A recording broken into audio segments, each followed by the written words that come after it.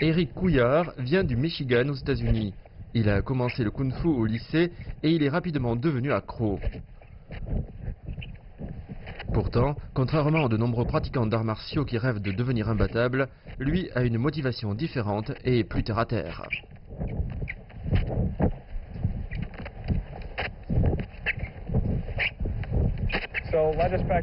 Donc je pratique les arts martiaux simplement pour le fun, c'est vraiment un hobby. Je n'essaye pas de devenir un super-héros ou quelque chose dans le genre. Je n'ai jamais vraiment combattu en vrai. Ma seule expérience en compétition remonte à quand j'avais 16 ans. C'était une compétition au lycée et j'ai combattu un garçon qui avait, je l'ai su après, seulement 11 ans. Je l'ai battu et j'ai terminé 3e de la compétition. Ce fut bien ma seule expérience compétitive dans les arts martiaux. La pratique du kung-fu aux États-Unis mène Eric vers l'apprentissage du chinois. Sans aucune hésitation, il choisit alors cette langue comme une de ses spécialités à son entrée à l'université du Michigan. Il n'était encore jamais sorti des États-Unis, mais plus il maîtrisait la langue chinoise, plus il rêvait de voyager en Asie. C'est en 2007 qu'il visite la Chine pour la première fois. Ensuite, il y revient chaque année. Et il fait également un semestre comme étudiant international à l'Université des langues étrangères de Pékin. Avec le temps et ses progrès en chinois, il devient profondément passionné par la Chine.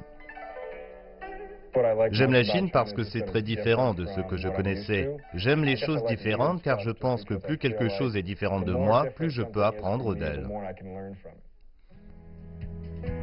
À chacune de ses visites dans l'Empire du Milieu, il fait une nouvelle découverte. Plus il explore, plus sa fascination pour ce pays grandit. De retour aux États-Unis, Eric trouve un bon travail à la fin de ses études.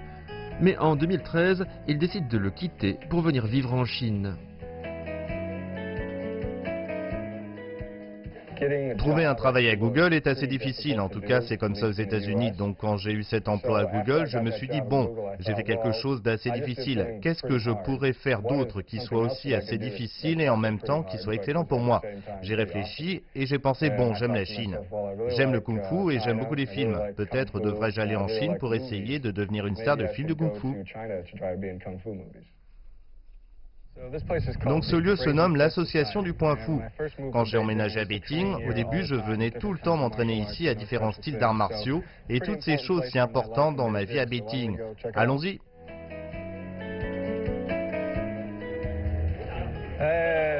Salut. Ça faisait longtemps. Comment ça va? Je vais pas mal. Tu as joué récemment? Oui, une fois. Et toi?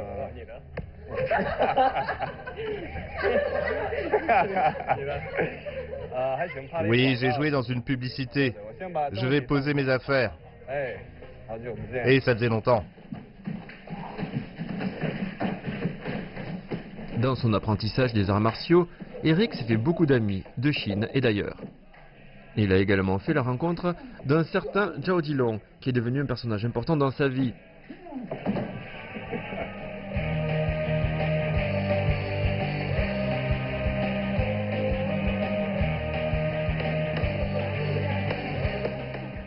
Zhao Dilong est connu dans le milieu des arts martiaux. Grâce à son enseignement, Eric améliore profondément sa connaissance du kung-fu et de son essence.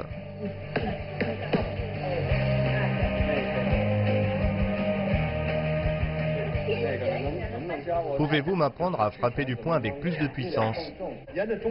Frappe en suivant la ligne centrale. Les épaules et les hanches bougent ensemble.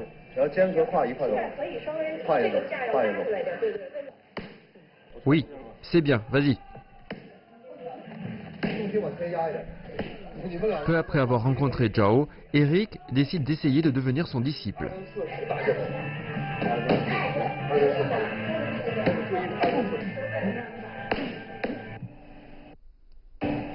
Maître, veuillez me prendre comme disciple.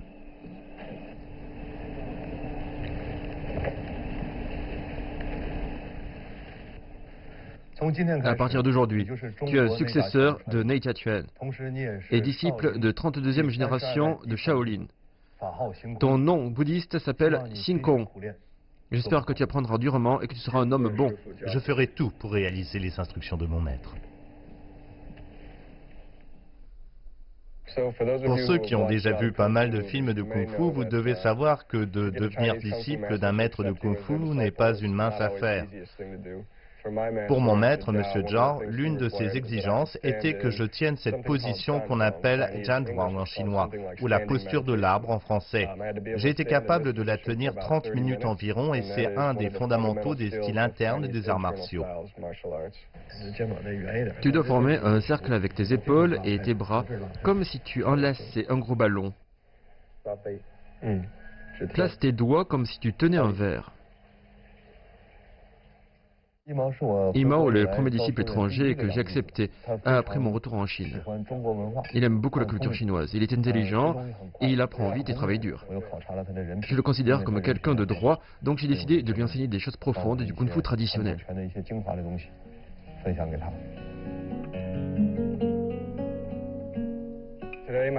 Aujourd'hui, mon maître a rendez-vous avec des fans. Ce sont des gens qui ont vu certains de ses programmes télévisés ou autres. Je dois l'aider à leur enseigner quelques techniques que j'ai apprises. Donc suivez-moi, on va voir ça. Voici Eric, tu vas bien? Nous pratiquons les bras en fer. Tu l'as pratiqué un certain temps. Essayez tous les deux. Ok. Eric et son maître sont devenus célèbres dans le milieu du kung-fu en Chine suite à leurs apparitions dans une émission de CCTV qui s'appelle L'expérience du vrai kung-fu. Ce fut la première prestation publique d'Eric depuis sa venue en Chine. Il a pu se frotter à de nombreux experts du kung-fu.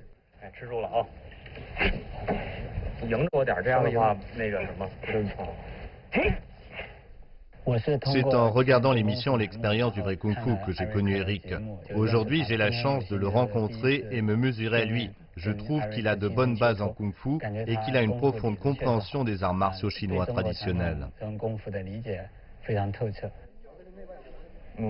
Je suis du Shandong. J'ai fait le déplacement spécialement pour venir ici. Au début, j'avais vu l'épisode sur la boxe de Shaolin et j'avais trouvé qu'Eric n'était pas très bon. Aujourd'hui, je vois qu'il a fait beaucoup de progrès.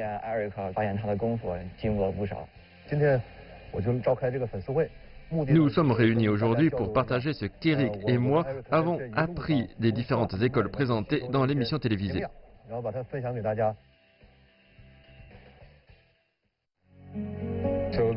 Voici Ip Man. C'est le maître de Bruce Lee. Bruce Lee est le maître d'un certain Dan Inosanto, qui est philippino-américain. Dan Inosanto est le maître de mon maître. Donc il y a Bruce Lee, Dan Inosanto, mon maître, puis moi. Je suis donc à la 4e génération depuis Bruce Lee. Le nom de Bruce Lee est synonyme de kung-fu. De manière peut-être inévitable, la connexion d'Eric par son maître avec le grand maître de kung-fu et la star de cinéma l'a mené vers le jeu d'acteur.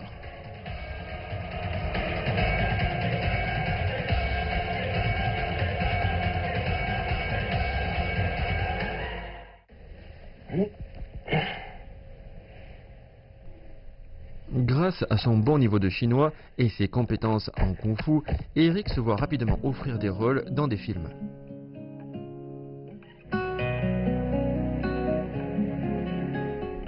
Je crois que j'ai joué dans 5 films. En général, j'ai joué des méchants ou les rôles typiques que les étrangers jouent dans les films chinois. Jamais de grands rôles. Bien qu'on ne lui ait encore jamais proposé de rôle important, Eric reste optimiste. Donc, pour me promouvoir auprès des directeurs, producteurs et directeurs de casting, dont la plupart ne me connaissent pas vraiment, il y a une liste sur WeChat de l'ensemble des différentes compagnies de production. Donc je parcours cette liste et les appelle pour me promouvoir et qu'ils connaissent mon nom.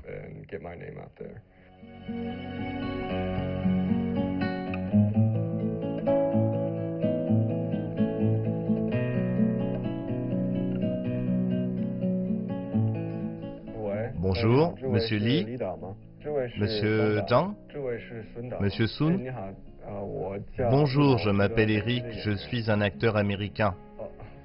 Désolé, je ne savais plus si vous aviez eu mon CV. Si vous avez besoin de moi, vous pouvez me contacter quand vous voulez.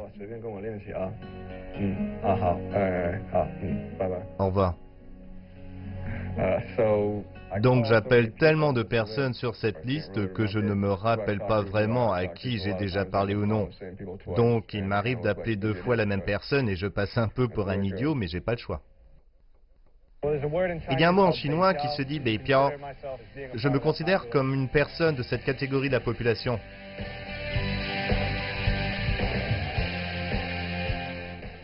En Chine, c'est un bonheur de type différent.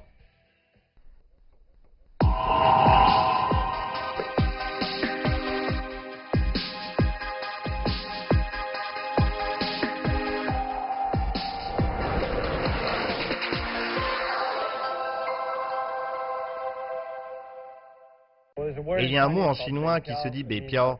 Littéralement, ce sont des gens qui flottent à Beijing. Je me considère comme une personne de cette catégorie de la population. On dit flotter car beaucoup de gens qui viennent à Beijing sentent qu'ils n'ont pas de racines ici. Je pense que je ressens la même chose. Je n'ai pas vraiment de famille ici. J'ai des amis, mais ce n'est pas la même chose. Ce sont de bons amis, mais c'est différent de la famille chez soi. Les Beipiao font référence aux gens non originaires de Beijing, mais qui y vivent ou y travaillent. La plupart d'entre eux, quand ils arrivent, n'ont pas de logement stable et déménagent souvent. Comme ils donnent l'impression de flotter à droite, à gauche, et qu'ils ne se sentent pas appartenir à la ville, on les appelle Beipiao.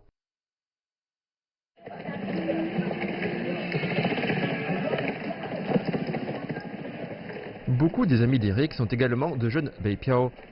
C'est quand il est avec eux qu'il se sent le plus heureux. La vie d'un Beipiao est souvent difficile, surtout pour quelqu'un comme Eric qui vient d'un autre pays. Ses bons amis sont une des raisons pour lesquelles il est resté.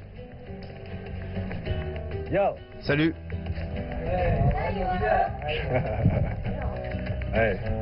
Comment ça va?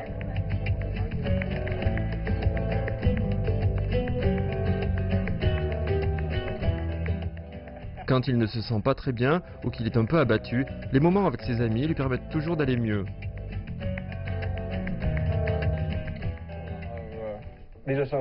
Ils sont parmi les amis que j'ai rencontrés en m'installant à Beijing. Je me suis fait de nombreux amis ici. Et mes amis sont très importants pour moi parce qu'en gros, dès que je dois faire quelque chose en Chine, je dois faire appel à eux pour m'aider à le faire. Sinon, je devrais passer 5 fois plus de temps ou dépenser 5 fois plus d'argent qu'un Chinois aurait besoin. Ça peut être assez frustrant et mes conditions de vie en Chine ne sont pas aussi bonnes qu'elles étaient aux États-Unis. Je gagne moins d'argent, je n'ai ni travail stable ni un style de vie stable. Mais en même temps, en étant en Chine, je poursuis des choses qui sont importantes pour moi, que ce soit réaliser mon rêve de jouer dans des films ou autres. Alors qu'aux États-Unis, les choses que je faisais pour gagner de l'argent ne me rendaient pas vraiment heureux. En Chine, c'est un bonheur de type différent.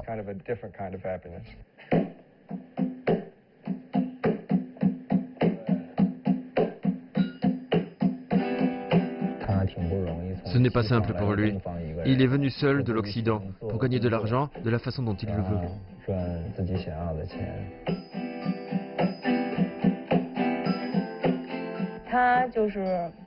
C'est un gros bosseur.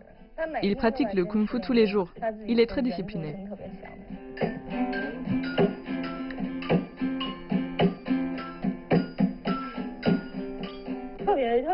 Il est très attentionné comme une jeune fille. Il amène tous les jours des choses à manger quand on se voit, 1 ou 2 pommes au minimum.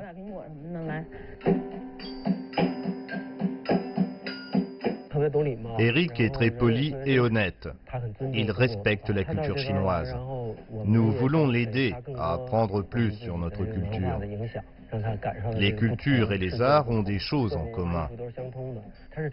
Il vit déjà la chinoise et il comprend la façon de penser des Chinois.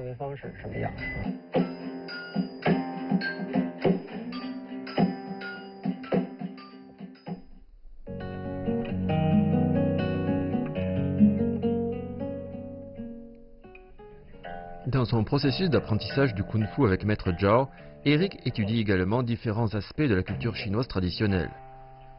Le gutyin est l'un des plus anciens instruments de musique chinoise. Et Eric apprend à en jouer.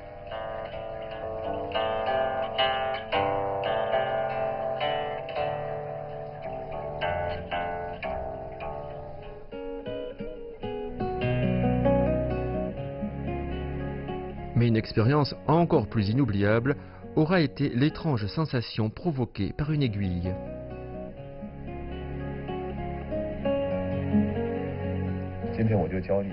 Aujourd'hui, je vais t'apprendre l'acupuncture. As-tu peur de te piquer toi-même? Un peu, oui. Ça ira avec l'habitude. Ok. Tiens fermement l'aiguille entre les doigts et tends ton autre main.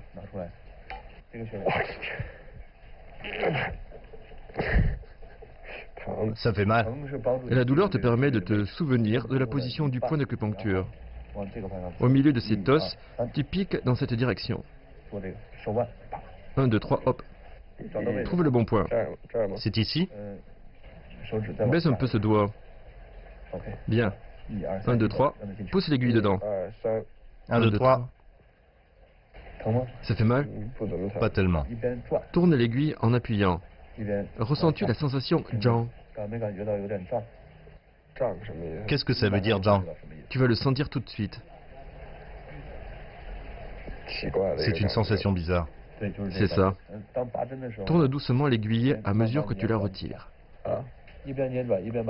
Quand tu as enlevé l'aiguille, tu viens tout de suite appuyer le point. Ça va?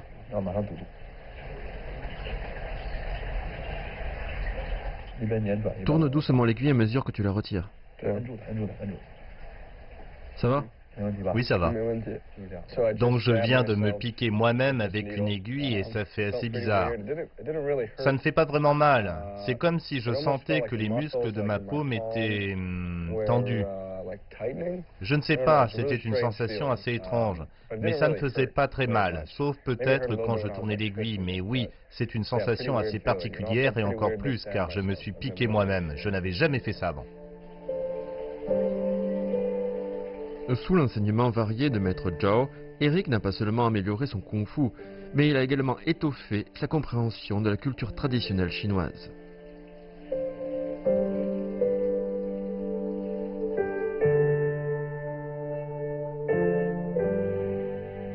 Le kung-fu et la calligraphie ont beaucoup en commun. Beaucoup de gens disent que la calligraphie est une forme de pratique du kung-fu. La calligraphie exige un bon poignet, mais le plus important est l'habileté à amener sa force au poignet en se concentrant. Sans cela, on ne peut donner la vigueur nécessaire pour tracer certains traits de calligraphie. En d'autres termes, un maître de calligraphie sachant diriger sa force possède alors une compétence nécessaire aussi pour être un maître dans les styles internes des arts martiaux. C'est dans cette perspective que Maître Zhao fait de la calligraphie une partie de l'entraînement quotidien d'Eric.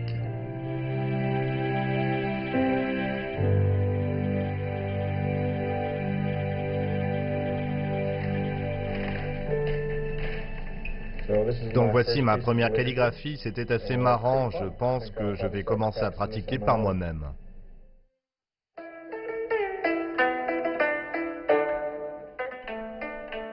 Eric est fasciné par tout ce qui est lié à la culture et l'histoire chinoise.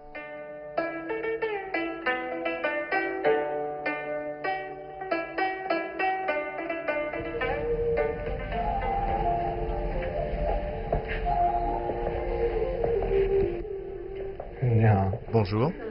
Qu'est-ce que c'est? Bonjour. C'est l'art des parfums d'encens. Si vous voulez bien vous asseoir. Merci. La culture de l'encens chinois a une histoire de déjà 6000 ans. Les règles de la cérémonie de l'encens ont été établies par l'empereur Wu de la dynastie des Han il y a plus de 2000 ans. Ce n'est pas difficile de faire le seau d'encens, mais il faut rester très calme. C'est difficile quand même. Prends ton temps. Verse la poudre avec un angle à 45 degrés dans le moule.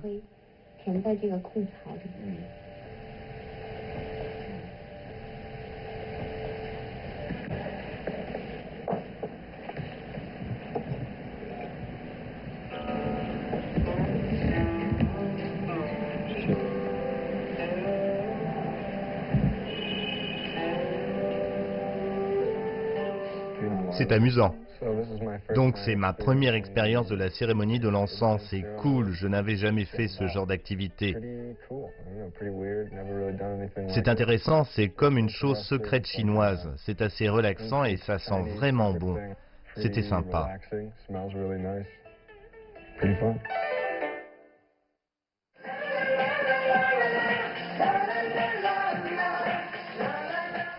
Eric est curieux de tout en Chine, que ce soit traditionnel ou moderne.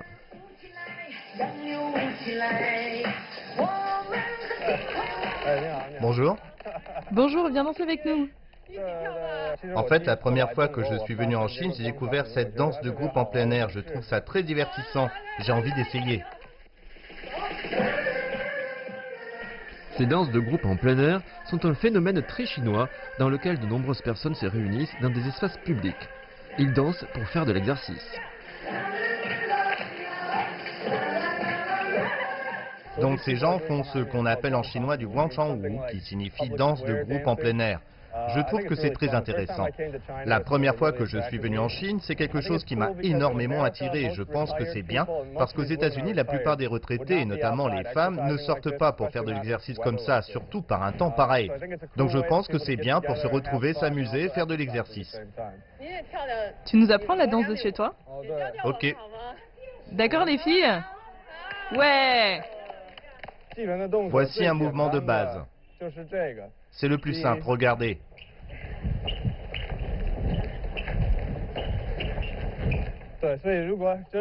Voilà comment on fait. Devant, derrière. Devant, derrière. Oui. Vous pouvez le faire comme vous le sentez. Comme ça.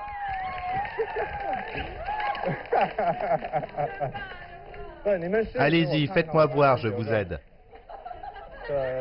Oui.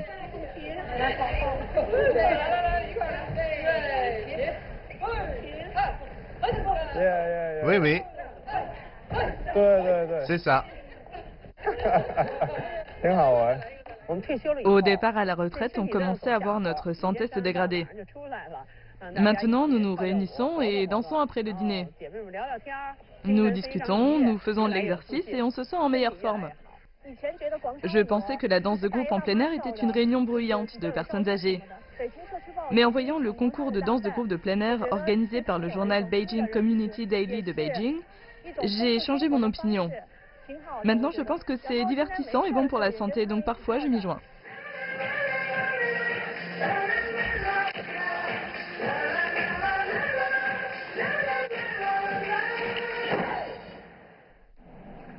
Pour ceux qui n'ont jamais siphonné de l'essence, sachez que c'est une expérience assez terrible. Donc pour gagner un peu d'argent, j'ai commencé à enseigner l'anglais. J'aime beaucoup sa façon naturelle d'enseignement. Il est quasiment chinois.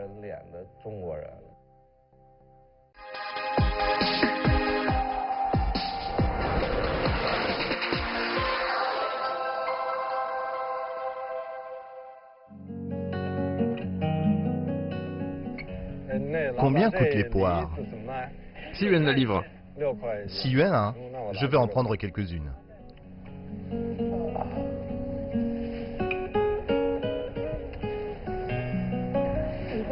Cinq yuan 30. Donne-moi 5 yuan. Très bien. Salut. Donc c'est un certain type de poire. J'en avais jamais vu aux États-Unis, mais peut-être qu'il y en a. Je crois qu'elles viennent du nord-est de la Chine, elles sont aigres, et je les aime beaucoup.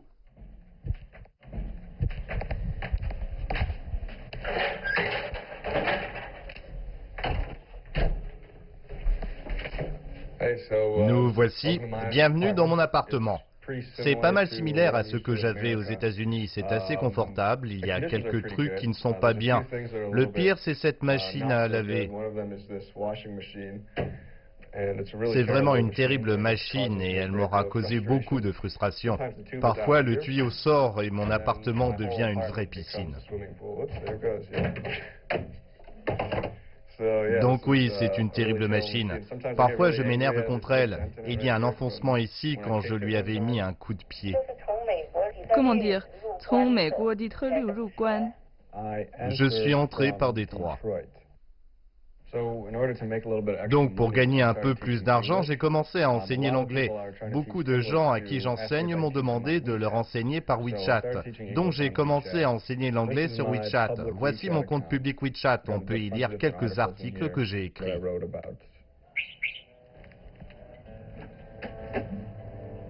Eric enseigne également individuellement.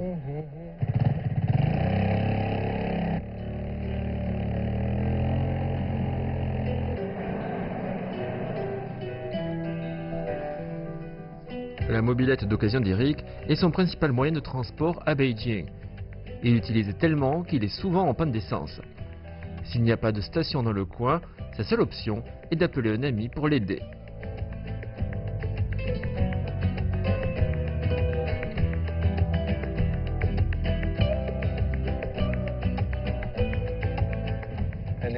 Ning, ma mobilette est à court d'essence, tu pourrais m'en donner un peu pour que je puisse aller à une station essence?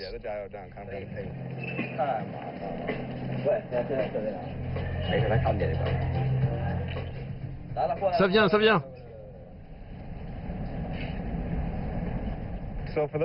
Pour ceux qui n'ont jamais siphonné de l'essence, sachez que c'est une expérience assez terrible. Vous aurez de l'essence dans la bouche ou pire du gaz dans les poumons.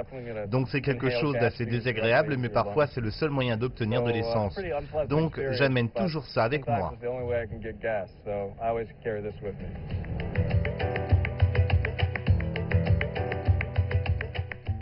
Voici le salon de coiffure de mes amis. Je viens souvent me distraire ici. Son nom est Datsong, ce qui signifie gros oignon. Venir se distraire dans un salon de coiffure peut paraître bizarre, mais ils font plus que de couper les cheveux. Ils font des soirées et d'autres activités originales. Je viens aussi parfois y enseigner l'anglais. Prêt? Oui. Tu fais des boissons? Oui, oui, oui. D'accord. Des Bloody Mary, Ah d'accord. avec du coca. Du Bloody Mary avec du coca? J'enseigne par conversation. En discutant, on apprend naturellement. Je ne te corrige pas parce que ça minerait ta confiance en toi. Je connais Eric depuis 3 ans. Il m'apprend l'anglais depuis presque un an. Il est aussi mon ami. J'aime bien sa façon naturelle d'enseigner. J'apprends vite et on se sent bien.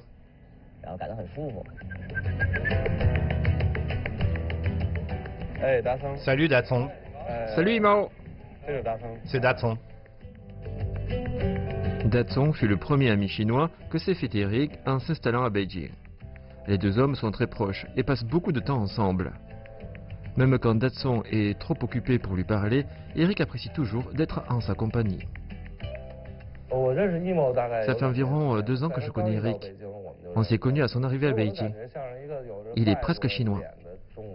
Il pense comme nous, les Chinois, et comprend notre culture et nos traditions.